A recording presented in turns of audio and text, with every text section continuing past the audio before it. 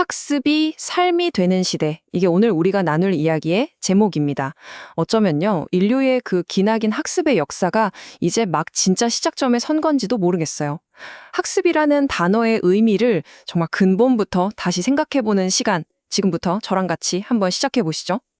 자, 그럼 바로 한번 들어가 볼까요? 제가 아주 간단한 질문 하나 드릴게요. 근데 솔직하게 답해 주셔야 돼요.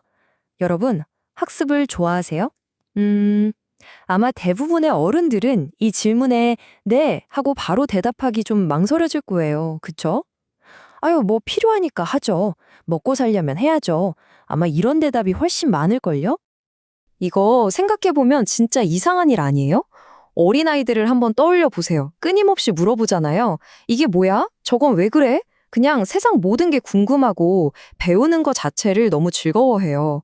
그런데 어른이 된 우리는 어쩌다가 학습을 이렇게 고통스러운 의무처럼 여기게 된 걸까요? 도대체 그 어린 시절과 지금의 우리 사이에 무슨 일이 있었던 거죠? 자, 그래서 첫 번째 파트에서는요, 바로 이 이상한 역설부터 파헤쳐볼 겁니다.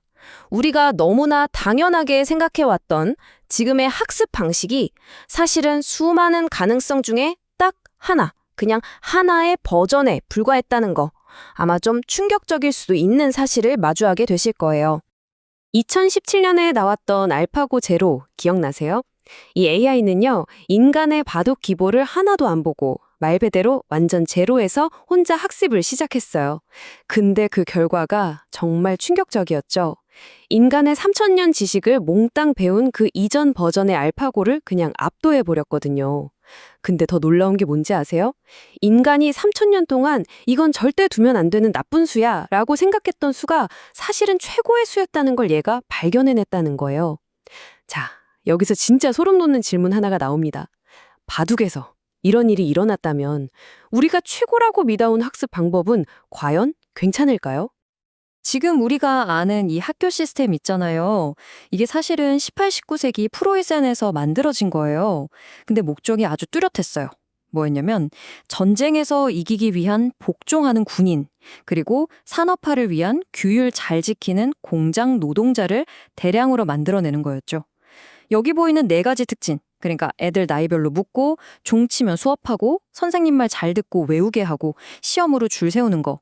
이게 바로 그 목적을 달성하기 위한 기가 막히게 효율적인 설계였던 겁니다. 네, 맞아요. 효율적이긴 했죠. 근데 그게 유일한 정답이었을까요?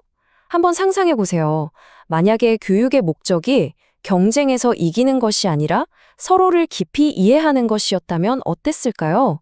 정답 빨리 찾기가 아니라 더 좋은 질문 던지기가 목표였다면요? 아마 지금 우리가 아는 학교랑은 정말 완전히 다른 모습의 교육이 만들어졌을 거예요. 자, 이제 두 번째 파트로 넘어가 볼게요. 인공지능, AI가 나타나면서 이제 게임의 규칙이 완전히 바뀌고 있거든요. 일하는 방식, 가치를 만들어내는 방식 자체가요. 그 변화의 핵심이 바로 어떻게 해서 왜로 넘어가는 건데 이게 무슨 의미인지 지금부터 한번 살펴보겠습니다. 어떤 대기업 팀장님이 이런 말을 했게요. 이게 진짜 시대 변화를 딱 보여주는 말인데요. 옛날에는 상사가 이거 얼마나 빨리 할 수 있어? 이걸 물어봤다는 거예요. 즉, 어떻게 잘 해낼지가 중요했죠. 근데 요즘엔 상사가 근데 우리가 왜 해야 돼? 이걸 묻는다는 겁니다. 이제는 그 일의 목적, 방향성 자체가 훨씬 더 중요해진 거죠. 이 타임라인을 보시면 변화가 한눈에 보이죠. 어떻게 영역, 그러니까 속도나 효율성 같은 건 이제 AI가 우리보다 훨씬 더 잘해요. 점점 더 잘하게 될 거고요.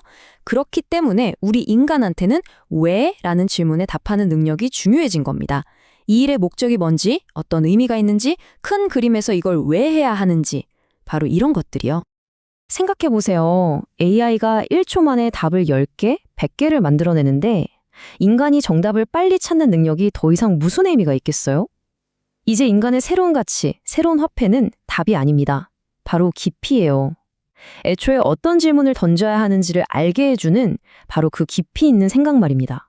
자, 그럼 세 번째 파트로 넘어가서요. 방금 말한 그 깊이라는 거, 대체 이게 뭘까요? 이번 파트에서는 이 깊이라는 개념을 인류가 아직 한 번도 제대로 탐험해 본 적 없는 미지의 영역으로 보고 그 무한한 가능성을 한번 들여다보겠습니다. 우리는 자꾸 AI랑 인간을 같은 경기장에 세워놓고 비교를 해요. 근데 이거 한번 보세요. AI의 게임이랑 인간의 게임은 아예 종목이 달라요.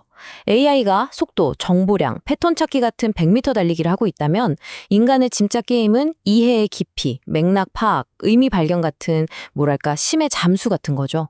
어쩌면 우리는 지금까지 계속 AI의 경기장에 억지로 들어가서 불리한 게임을 하고 있었던 건지도 모릅니다. 여기서 진짜 중요한 포인트가 나옵니다. 우리는 AI가 환각현상처럼 막 틀린 말을 만들어낸다는 거, 그런 한계를 잘 알아요. 그래서 그걸 고치려고 엄청 노력하죠. 근데요, 한번 우리 자신을 돌아볼까요? 우리는 인간의 이해력이 어디까지 깊어질 수 있는지 그 한계를 탐험해 본 적이 있나요? 나는 어디까지 생각할 수 있는지, 내 잠재력의 끝이 어딘지 정말 알고 계세요?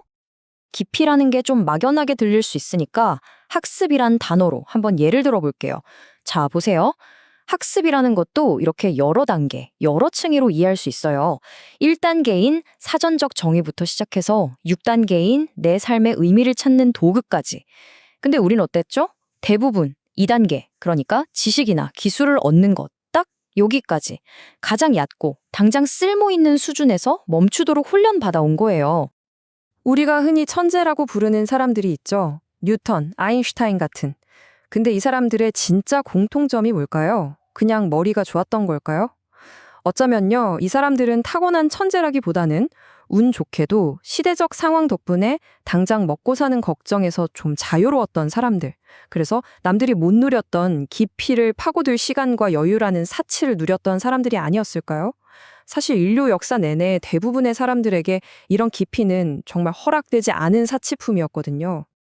그런데요, 이제 상황이 바뀌고 있습니다. 드디어 4번째 파트에서는 바로 그 이야기, 우리를 억눌러 왔던, 깊이를 막아왔던 그 거대한 장벽들이 어떻게 무너지기 시작했는지를 살펴볼 겁니다. 드디어 깊이로 가는 문이 아주 조금씩 열리고 있어요. 그동안 우리의 깊이 탐험을 막아온 3대장이 있었어요. 첫째, 당장 먹고 살아야 해 라는 생존 압박. 둘째, 튀지 말고 부품 역할이나 잘해 라는 산업구조. 셋째, 그래서 그거 돈 돼? 라는 자본의 논리. 이 3가지 때문에 우리는 깊이 들어갈 수가 없었죠. 그런데 바로 AI가 등장하면서 이 단단했던 벽에 틈이 생기기 시작한 겁니다. 생산성이 확 올라가니까 숨 쉴 틈이 생기고 나만의 독특한 관점이 오히려 경쟁력이 되고 당장 돈이 안 되더라도 의미 있는 일이 중요해지는 역사상 처음으로 보통의 우리도 이 제약에서 벗어날 가능성이 열리고 있다는 겁니다. 자, 드디어 마지막 파트입니다. 오늘 이 얘기의 하이라이트라고 할 수 있겠네요. 학습이 더 이상 일이 아니라 놀이가 되는 시대, 그리고 그걸 통해 완전히 새로운 인류가 탄생할 수 있다는 어쩌면 가장 중요한 이야기를 지금부터 시작해 보겠습니다. 혹시 호모루덴스라는 말 들어보셨어요? 놀이하는 인간이라는 뜻인데 역사가인 요한 하위직야가 한 말이에요. 인간의 진짜 본질은 생각하는 것, 사피엔스도 도구를 만드는 것, 파베르도 아니고 바로 놀이에 있다는 거죠. 놀이라는 게 뭐예요? 누가 시켜서 하는 게 아니잖아요. 그냥 그 자체가 재밌어서 하는 거죠. 바로 이 놀이의 개념이 우리가 앞에서 계속 얘기했던 깊이를 추구하는 것과 정확하게 맞닿아 있습니다. 자, 이제 모든 퍼즐 조각이 딱 맞춰지는 느낌이 드시죠? 생존의 압박이 줄어드는 AI 시대에 드디어 학습이 생존을 위한 고통스러운 도구에서 벗어나서 그 자체가 목적인 최고의 놀이가 될 수 있다는 겁니다. 바로 이것이 우리가 목격하게 될 새로운 인류, 호모 루덴스 러닝스, 즉 놀이하듯 학습하는 인간의 탄생입니다.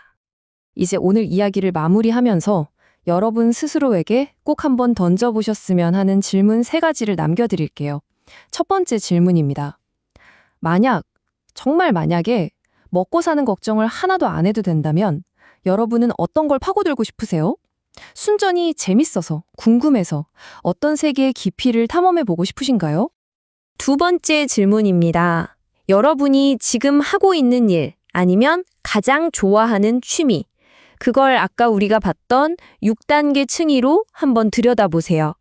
그 일의 가장 깊은 곳, 6단계에 있는 의미는 과연 뭘까요? 한번 상상해 보시겠어요? 그리고 마지막 질문입니다. 여러분은 여러분 자신의 한계를 정말로 아시나요? 어쩌면 우리가 스스로의 한계를 모른다는 사실이야말로 우리의 약점이 아니라 무한한 가능성을 품고 있다는 가장 큰 증거일지도 모릅니다. 알파고 제로가 바둑의 3000년 역사가 끝이 아니라 새로운 시작이었음을 보여줬잖아요. 어쩌면 우리 인류의 학습도 이제야 진짜 시작하는 건지도 모릅니다. 우리는 아직 우리의 한계를 몰라요. 그리고 바로 그 사실이 앞으로의 시대를 정말 미치도록 흥미진진하게 만드는 이유입니다. 깊이의 시대에 오신 여러분 환영합니다.